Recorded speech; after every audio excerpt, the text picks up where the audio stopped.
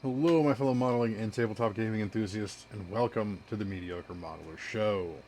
So I'm gonna be kind of switching stuff up a little bit, but not really switching stuff up the next couple of weeks. I'm gonna be doing a little overtime the next couple of weeks. Um, so in addition to the weekly Wednesday episodes, um, I think on Saturdays for about the next month, I'm gonna release a bonus episode, an extra episode, because it seems that the new articles and the new information for Conflict 47 drops on Wednesdays, which is when I normally publish my regular weekly episode. So I think I'm going to do like a follow up episode a few days after that so that I'm not a full week behind on all the new information coming out. Um, so for this first one, we're going to get kind of a two for one deal. And we're going to do the first two deep dives on the new units, new models. So one new unit and one set of new models. So we're gonna do the Fireflies as well as the Stahltruppen this episode, and I'm just gonna like flash up artwork and stuff throughout the course of this, just give you something to look at other than my face as I read notes off the iPad here. So we're gonna go ahead and get started with the Fireflies, new U.S. jump troops, who of course had models before. They were the good old metal models, but now they're in plastic. Awesome. So, the Fireflies came out of, believe it or not, Project Firefly, which was a U.S. program to take a man with his weapon and give him the power of controlled flight. Originally, they focused on creating some sort of a field which rendered the man weightless, but this didn't really work out too well. They wanted him to just be able to leap up into the air under his own power, but there was a lot of difficulty controlling the strength of this field, as well as a lot of equipment malfunctioning led to a number of deaths, or what they call the dreaded phenomenon of gravitic inversion. Wonder if that just like shrunk them up, kind of like a Schwerfeld projector might do. I don't know. So it was about mid 1945 when they actually had their breakthrough. When instead of trying to generate a field to make them weightless, they looked at a rearward gravity projector, more like. So instead of like the whole body concept, just giving them a boost up into the air, which worked out pretty well. Um, and you could modulate this field strength to control your rate of ascent or your rate of descent. So some further iterations allowed them to basically come up with what we know today, or I say today, but what we see on the models. They've got just basically a large backpack that houses the gravity projectors, their generators, a small fuel tank, and a couple of small winglets that allow you to kind of control things. And those are all just worn with a harness like a backpack, and excuse me, and controlled by a squeeze hand controller. Um, so with the success of that, they started cranking these things out. It was what's known as the first repulsor lift personnel M1. Imagine that, classic U.S. World War II era naming convention. So it was originally the 101st and the 82nd Airborne divisions were the first ones to start being equipped with this new repulsor lift personnel M1, and they're the ones that kind of pioneered the techniques and kind of saw themselves as even elite above the airborne, within the ranks of the airborne, when they started completing the training and stuff, which the training was pretty difficult. So the first units of Fireflies, as they came to be known, were operational by 1946. So originally they were kind of just intended as a long-range strike and reconnaissance forces dropped from aircraft, but they eventually kind of found a need that they needed some more effective weaponry, because anytime when they would come up against heavier Axis Rift-Tech forces, they struggled a little bit. So that's when they came up with the M1X submachine gun project, which basically derived into what we know as the M1, X1, X2 Tesla Thompson, as we'll call it. I mean, for lack of a better term. So eventually, um, they decided to stand up two full Firefly divisions, the 108th, 109th, while converting the 11th and 17th Airborne divisions to the new role, giving them the new equipment, so the new repulsor lifts as well as the new Tesla Thompsons, for lack of a better term. It was the M1X2 in full scale combat or full scale issue that was really kind of what they needed. So in the 1946 is when the Fireflies actually saw their first combat debut in the mass drop assault role. They were used to secure the approaches to Belgium and hold up Axis forces. Blah, blah, blah, blah, blah. Again, just going through the article here. But it was the 108th in particular, the 108th Airborne Division, I'm assuming, that distinguished itself and was chosen as to lead the spearhead of the Commonwealth assault on Stuttgart, Operation Valentine. So in Europe, the Fireflies, the airborne divisions of the United States Army, are kind of, it says the backbone of the forces in Europe with their ability to quickly hit and run and retreat. That would be a hit and run, backed up by linebackers and mud skippers. And then you've also got the Jackal, the jump walker as well. And that, they can carry in addition to their M1X2 Thompson, they've also got things like BARs, they've got disposable anti-tank rockets and flamethrowers as well. So they can bring a fair bit of punch. The Navy and Marine Corps in the Pacific are kind of starting to experiment with the idea of Fireflies, just because they could launch from the decks of warships, fly into the jungle and stuff like that. But it's still kind of in its infancy, which, to take a brief jump back to actual history, early on in World War II, the Marines actually experimented with parachute infantry. They're actually referred to as the Paramarines. I don't know if they actually made any combat jumps during the war, but they were a distinct unit for a time. I think a lot of times they just ended up getting folded into other combat units. I think eventually they were disbanded by about 1943, 1944. But they did have a somewhat distinctive uniform, but I think shared some equipment, like drop helmets and stuff, with the Army Airborne. So we've seen a lot. I don't want to say a lot, but we've definitely got a good look at the new Firefly miniatures, which is pretty awesome. So lots of modeling opportunities there. So we know we've got the M1X2 Thompson, we've got BARs on the sprue, we've got their little anti-tank rockets. I just want to call them a LAW because that's what they look like, light anti-tank weapon, as well as a flamethrower. Lots of cool head options, I think I mentioned. I don't know if I want to use up all the plastic Marine heads I have, but I don't know how many just plain Jane Marines I'm going to need in the future. So maybe I will give them some Marine heads. That'd be kind of sick. And then again, the Paramarines are kind of based in history, so it would totally work out. It'd be kind of fun to do. So on the tabletop, we've kind of already talked about this a little bit.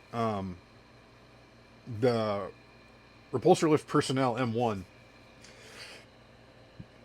gives the Fireflies the flight ability so that they can, soar around the battlefield and ignore intervening terrain. So this is their passive rift ability. So they just have to have their rift. They have to have an active rift die in order to use it. But by using flight, they do not exhaust the rift die. Because if their rift die is exhausted, then they no longer have flight, and they just have to hoof it across the table until they're able to get an active rift die again. Their active ability, as we'll call it, but basically they can exhaust their active rift die to make use of the regroup in hell rule, which we've talked about before when we covered the rift dice. But this allows them to make a move, complete an assault or shooting action, and then complete another move action. So then they can do that hit and run attack, which is pretty cool. But again, you exhaust that rift die, and then they have to walk until they get an active rift die again, which you've got some chances of doing that at the end of your turn. So, having covered the Fireflies, the next one we're going to look at is just this week's update, which is the Stahltruppen. I haven't read through this one quite as much, so bear with me, but we'll get lots of artwork up there for you guys to take a look at. So, a lot of the forces in history had experimented with body armor of various types, kind of came up with just metal plates to put on their bodies, as well as the flak jackets that bomber crews had.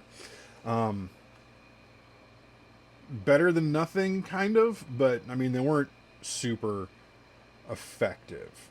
But with the information from the Rift, the nations were able to start really kind of experimenting with this. And so the Axis really kind of got into this and eventually, started coming up with some fairly crude experiments that were basically just steel plates bolted to an exoskeleton, and this is just funny, with a gasoline engine and hydraulic system derived from a small aircraft. So not terribly effective, but it proved the concept could work. So once they were able to develop a new and smaller power plant using that rift energy, again, is it powered by rift energy or is it powered by some other energy? I mean, how do we power this stuff? I don't know. I still haven't been able to figure it out. I don't know. It's bothering me. They were able to, develop a more effective suit of powered armor or power armor, the Panzerharnisch 44. And they put those into trials in June of 1944. So after the Allies started to push in after the D-Day landings is kind of when they first began to encounter these Axis heavy troopers. Now, these were essentially the field trials for the heavy armor. And that's when they kind of split. So you had the lighter armored suits, kind of like the current German or Axis heavy armor. We'll call it the Mark I, and then we'll call the Stahltruppen the Mark II. And then what they call the breakthrough suits, which would be the Stahltruppen. Resulting in, so this was called the Panzerharnisch 46. Again, as always, I apologize for my pronunciation of German and other company or other languages. It's just not something I've ever studied. So I apologize if I'm pronouncing that just absolutely terribly. But these Panzerharnisch 46 suits, or the Stahltruppen, led to the development of the Schwertruppen divisions, which were, yeah. So this heavy team was formed as Project Stahl. Were kind of these big, heavy-duty suits. That's kind of where it came out of. So they had more breakthroughs involving miniaturization of servo motors, hydraulic systems, and lightweight propulsive units. So the soldiers would basically step into this suit as opposed to donning it. So it was a much bigger suit. And if you look at it, most infantry figures in Konflikt 47 are on a 25 millimeter base, but Stahltruppen are on 32 millimeter bases, right? And yeah, should have read through this a little bit better, shouldn't I? That's okay. It's a bonus episode this week. So there kind of became a bit of a fight between like the infantry and the artillery branches in the Axis military, deciding who should be the ones in charge of this, because the artillery branch kind of thinking of these more as like assault guns, but just like super mobile assault guns. It was about mid-1946 when the artillery won out, and they were finally able to start production of these new heavy-duty armor suits, and they were training and re-equipping by about September of 1946. So it was in Poland in December of 1946 when they made their initial combat debut against Soviet forces that, even though they were veterans of the Eastern Front, were completely and utterly annihilated when they met up against these new Axis armored infantry. So after this, the Stahltruppen production was given the highest priority for the Green Vault, trying to get as many suits developed and sent out to the Eastern Front and then to the West to try and halt these advances. So anytime, fast forward to the current time of 1947, you will find the Stahltruppen wherever the fighting is thickest. So just a note in here that, initially jealously guarded by the artillery, the Green Vault leadership appears to have run out of patience with this particular squabble, and Stahltruppen can now be found bearing the colors of multiple branches of the Axis military.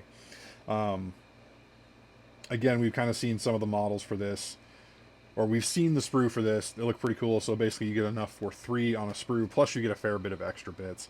I really like the options for arming them, where you've got like the double-barreled assault rifles, you've got the light machine guns that don't require a loader, you've got the Panzerfaust that go on their shoulders, which I think a really cool idea, completely and utterly inspired by Iron Harvest, the computer game. I think it was the Saxon Empire, or Saxony, had those awesome little power dudes with the mortars on their backs. I think we need some of those. Like each nation needs like an armored mortar dude, power armor mortar dude. That would be cool because like these guys have it. The Stahltruppen have it with uh, the Panzerfaust. I think that'd be sweet. I like mortars too. That's cool. So I don't really know how I'm gonna paint these guys when I get some. I might just make them kind of just plain like German gray. Might be kind of fun. You know, just nice and simple and easy. Do it quick. We'll see. But to take a look at some of the... So this is kind of the first little teaser we've gotten for the rules for the Stahltruppen. So they've got 7+ damage value in the augmented special rule. Which means, you know, says they're impervious to small arms fire, and then they can fire their heavy weaponry without the need for loaders. So that's kind of cool. So they've got like a small light anti-tank gun that you can take, and then possibly for those light machine guns, you can also don't have to require a loader. And they have it's called Vormarsch active rift ability, so they can exhaust their rift die to automatically pass their order check and discard all pin orders when given in advance order, or pin markers when given in advance order. So no matter how much incoming fire you're taking, you can keep going forward and beating people down. So, yeah. So that first kind of special bonus episode, take a deep dive into the first 2 deep dives that we've been provided for Konflikt 47 units. So we've got the Fireflies and the Stahltruppen. So, yeah, I wanted to try and get this out ahead of time so I'm not falling too far behind on that stuff. It seems folks are enjoying this coverage, so I think this is gonna be most of what our coverage is for about the next month until release, and then probably a lot more after that. We'll see what happens. Who knows? So yeah, well, I hope you enjoyed that, folks. I know, again, this is all stuff out of the community articles. I know it doesn't seem all that creative, but it's the information we got, so I'm just kind of trying to digest it a little bit, and you know, maybe some people like to listen to a video instead of reading through the article themselves, whatever, get somebody else's take on it, just kind of offering my thoughts on stuff. So it seems like these are kind of popular, so I'll kind of try to keep doing stuff like this for the next month or so. So thank you very much, folks, for watching. As always, I sure do appreciate it. Check out all those links below for the Wisconsin Maritime Museum and the USS Cobia Dry Dock Project, as well as my social medias and my Warlord Games affiliate link. So definitely go in and get those pre-orders in. There's still a little bit of time, I think. And as always, please let me know what you think of the show down below. I really do appreciate all the comments that I've been getting lately. It's really fun getting to interact with everybody and seeing what you guys are thinking of the show and thinking of the episode. So thank you very much for all of that. So if you feel so inclined, please like, comment, and subscribe. And until next time, folks, may your paints be thin, your brushes be pointy, and your dice be hot.